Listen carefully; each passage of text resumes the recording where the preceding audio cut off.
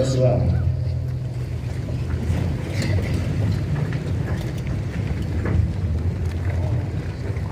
Excellence Monseigneur Pierre Giorgio, Madame la ministre de la Femme et de la Solidarité nationale, de la Famille, de l'Action humanitaire, Monsieur le ministre des Sports et des Loisirs, Madame Sankane, épouse de Monsieur le Président de l'Assemblée nationale en mission, autorités administratives, politiques, militaires, paramilitaires, religieuses et coutumières ici présentes, à vos grades et rangs respectifs, chers prêtres, religieux, religieuses, catéchistes, bien chers fidèles laïcs, que la grâce et la paix de notre Seigneur Jésus-Christ ressuscité soient toujours avec vous. Qu'éclate dans le ciel la joie des anges, qu'éclate de partout la joie du monde. Tel est le refrain que le cantique pascal entonne pour nous, les louanges de Dieu, l'éclat de notre salut, jour d'allégresse et de joie, car Jésus est ressuscité d'entre les morts. Alléluia. À la solennité de Saint Joseph, célébrée le 19 mars 2021, le pape François a décrété pour l'Église universelle une année spéciale dédiée à Saint Joseph et à la famille. Il nous invite à mettre la famille au centre de l'Église et de la société. Et la fête de la résurrection constitue une brèche ouverte dans l'opacité de nos vies destinées à la mort et inaugure une nouvelle naissance et l'avènement d'un monde nouveau. Et dans cette perspective, Pâques reste pour nous chrétiens un temps de résurrection et de témoignage de Christ, un temps de résurrection et d'accueil de la vie humaine, un temps de résurrection de nos familles humaines et chrétiennes. Tout d'abord, Pâques, temps de résurrection et de témoignage de Christ. Dans les évangiles de la résurrection, 3 personnages sont bien mis en scène. Ils ont bien connu Jésus, ils l'ont aimé, ils l'ont suivi. Ce sont des témoins privilégiés de l'événement. Marie-Madeleine, Pierre et Jean. Avec eux, le monde entier exultant renaît de ses cendres et accueille la lumière du Christ victorieux de la mort et des ténèbres. En Jésus-Christ ressuscité, s'est révélé d'une manière nouvelle et plus admirable la vérité fondamentale sur la création, que le livre de la Genèse atteste quand il répète à plusieurs reprises « Dieu vit que tout cela était bon ». En Jésus-Christ donc, le monde visible, créé par Dieu pour l'homme, retrouve de nouveau son lien originaire. Et dans la lettre aux Romains, Saint Paul rappelle aux chrétiens que tous les baptisés sont passés par la mort avec le Christ pour vivre aussi avec lui. Ils sont appelés à mener une vie nouvelle dans le Christ ressuscité et à être des témoins de la résurrection. La résurrection de Christ nous dispose intérieurement à lutter contre le mal, contre le péché et à vivre pour Dieu dans la fidélité et dans une confiance filiale. Le témoignage ultime qui incombe à tous les chrétiens dans cette société implique la recherche des réalités d'en haut et non celles de la terre qui sont éphémères, nous dit Saint Paul dans l'Épître aux Colossiens. Il est question donc de sortir de nos tombeaux pour redécouvrir avec plus d'ardeur la lumière du Christ, cette lumière que nous avons acclamée au début de cette célébration, et laisser impacter notre existence, nos choix, nos engagements. Le chrétien doit ressentir impérieusement le devoir de changer de vie et de donner sa vie pour transformer la vie humaine, pour transformer nos sociétés. Pâques, résurrection et accueil de la vie humaine. Chers frères et sœurs, de nos jours, on constate la diffusion d'une mentalité et des politiques qui réduisent l'engendrement de la vie humaine. Des idéologies prétextent que certaines sociétés sont pauvres en raison du fort taux de natalité, d'où la propagation des méthodes contraceptives antinatalistes, leur imposition insidieuse aux femmes et aux jeunes filles pour éviter des grossesses en vue de la réalisation de la soi-disant dividende démographique pour on ne sait quel bonheur.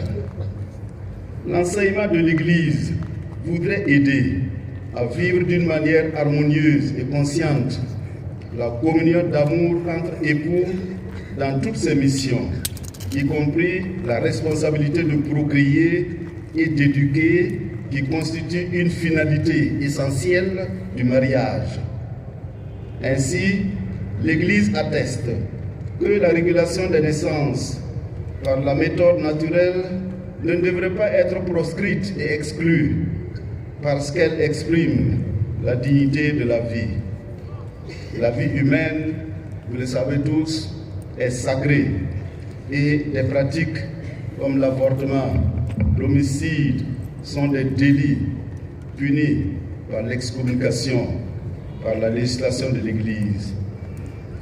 À Pâques, si la lumière a brillé sur les ténèbres, l'Église aussi devrait apporter sa contribution, dire halte à la dictature de la pensée unique, à des informations manipulées qui trompent et compromettent la vie de générations entières en promouvant la culture de la mort, selon l'expression même du Saint-Père, la culture de la mort, l'avortement, l'euthanasie, les méthodes contraceptives antinatalistes.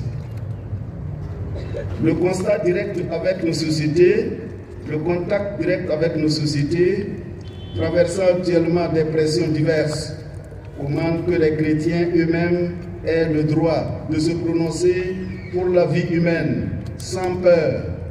La résurrection du Christ, vainqueur de la mort, est encore la preuve pour notre humanité que la vie humaine a acquis toute sa dignité.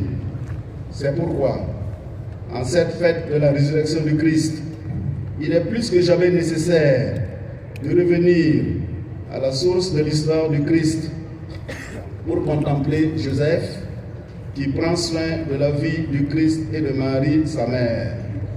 Car sans la vie, il n'y aurait pas eu résurrection. Cet accueil originel du Fils de Dieu dans notre humanité, le Christ nous le rend en accueillant notre humanité dans sa résurrection glorieuse. Et notre Saint-Père, le pape François, nous le confirme dans sa lettre apostolique Patris Corde, du latin qui signifie avec un cœur de père. Patris Corde, en cette année dédiée à Saint Joseph. Et je le cite. Ainsi, dit le pape, chaque nécessiteux, chaque pauvre, chaque souffrant, chaque étranger, chaque prisonnier, chaque malade est l'enfant et sa mère que Joseph continue de défendre et d'accueillir. Tout chrétien donc devrait, à l'image de Saint Joseph, se montrer accueillant de la vie humaine, lui être disponible et la protéger. C'est en donnant du prix à la vie que Joseph parvint à fonder la première famille chrétienne à Nazareth. Enfin, la résurrection de nos familles humaines et chrétiennes. Chers amis, l'ami du monde et de l'Église passe par la famille, nous enseigne le pape Jean-Paul II. En effet, en Afrique comme dans le monde, non seulement la famille est la première cellule de la communauté ecclésiale vivante, mais aussi de la sphère de la société. Cependant, nous assistons à des mutations importantes de la société contemporaine qui contredisent de nombreuses valeurs familiales, notamment africaines. Tout en adoptant des valeurs positives de la modernité, En tant que sujet actif de l'avenir du monde, les familles chrétiennes africaines devraient se rebeller contre l'impérialisme de certains lobbies et associations qui prônent et veulent imposer le mariage homosexuel, les personnes de même sexe, le libertinage sexuel, le divorce, etc., etc. En effet, le consentement matrimonial est l'acte de la volonté par lequel un homme et une femme, il n'y a pas de confusion en latin, un homme c'est vir, une femme c'est moulière. On peut parler de mariage que vir et moulière, d'un homme et d'une femme. La première lecture, Dieu les créa, hommes et femmes, Adam et Ève. C'est le modèle prototype biblique donné par Dieu, le Créateur lui-même. Alors, le mariage chrétien est par essence monogamique, c'est-à-dire un seul homme, une seule femme, à l'instar du couple prototype initial biblique, Adam et Ève, un Adam et un Ève, une Ève.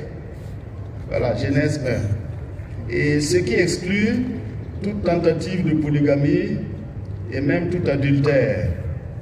L'indissolubilité devient alors la conséquence du don total de soi dans le mariage et dans la famille. De nombreuses familles vivent cette situation dans la fidélité, humblement, avec espérance, vivent ces valeurs qui constituent le fondement de l'institution familiale, l'avenir de l'Église et l'avenir de l'humanité. À Pâques, la résurrection du Christ illumine nos familles chrétiennes. Elle les fait revivre et avec elle, toutes nos convictions en la joie de l'amour. La famille humaine, désagrégée par le péché, est reconstituée dans son unité par la puissance rédemptrice de la mort et de la résurrection du Christ.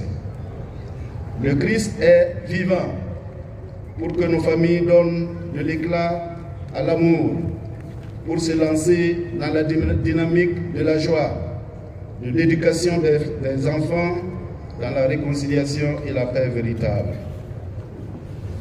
C'est Pâques en famille. Joseph se présente comme une figure d'homme respectueux de l'amour familial.